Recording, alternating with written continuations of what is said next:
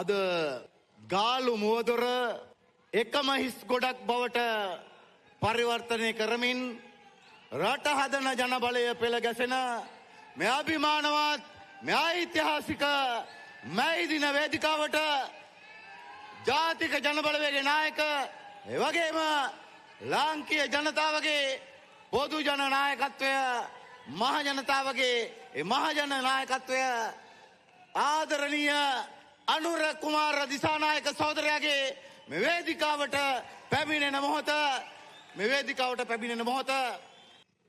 නවතත් කෙටි නිවේදනයක් තිබෙනවා. ඒ මනෝජා නිලන්ති සිල්වා එල්වයි විශ්මි අංජලි කියන දුව පොළොන්නරුව කුරුප්පු හන්දියේ සිට පැමිණි පියා තාජ් සමුද්‍ර හෝටලේ ඉදිරිපිට සිටින බවට දැනුම් දීලා තිබෙනවා. ඒ දෙදෙනාට මේ පණිවිඩය.